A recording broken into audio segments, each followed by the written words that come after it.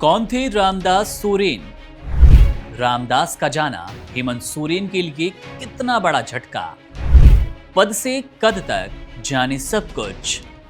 झारखंड की राजनीति का एक चमकता सितारा, आदिवासी अधिकारों की एक बुलंद आवाज और जेएमएम का एक मजबूत स्तंभ। रामदास सोरेन हमेशा के लिए खामोश हो गया।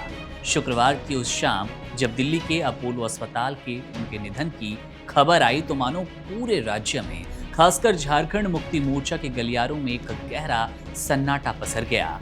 ये सिर्फ एक मंत्री का जाना नहीं था, बल्कि एक ऐसे युग का अंत था जिसने झारखंड आंदोलन की आग को अपनी आंखों से देखा और उस संघर्ष की तपिश को अपनी राजनीति का आधार बनाया। जेएमएम के लिए ये किसी दोहरे झटके से कम नहीं था। पार्टी ने कोल्हान क्षेत्र में चंपई सोरेन के बाद अपना सबसे बड़ा और सबसे भरोसेमंद चेहरा खो दिया। रामदास सोरेन महज एक विधायक या फिर मंत्री नहीं थे, वे उस आदिवासी समाज की आत्मा की आवाज थे जिनके हकों के लिए उन्होंने अपनी पूरी जिंदगी समर्पित कर दी। उनकी सादगी, आम लोगों से उनका जमीनी जुड़ाव और सेवा के प्रति उनका समर्पण उन्हें महज एक राजनेता से कहीं ज्यादा बनाता था और वे जननायक कहलाते थे। लेकिन ये कद और ये पद एक दिन में नहीं बना, इसके पीछे दशकों का संघर्ष था, हार थी और फिर उठ खड़े होने की एक प्रेरक कहानी थी।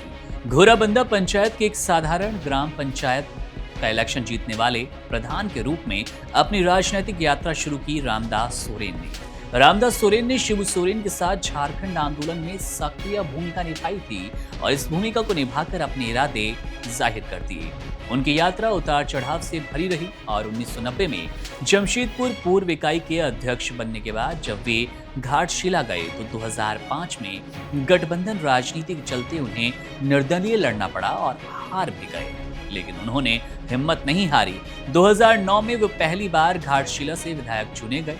2014 में भले ही उन्हें हार मिली, लेकिन 2019 में उन्होंने शानदार वापसी की और 2024 में बीजेपी प्रत्याशी को हराकर तीसरी बार विधानसभा पहुंचे।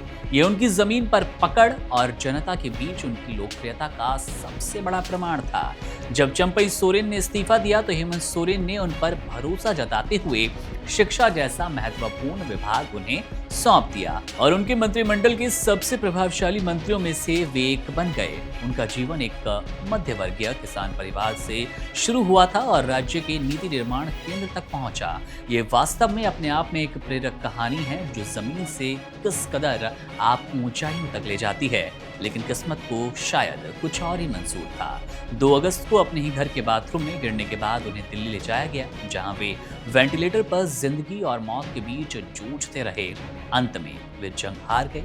मुख्यमंत्री हेमंत सोरेन के भावुक शब्द, ऐसे छोड़कर नहीं जाना था रामदास दा, अंतिम जोहार दादा, सिर्फ एक शोक संदेश व्यक्त नहीं करता, बल्कि एक छोटे भाई के अपने बड़े भाई के प्रति, एक नेता की अपने सबसे भरोसेमंद साथी के लिए और झारखंड की अपने एक सच्चे सपूत के लिए दर्द भरी पुकार थी।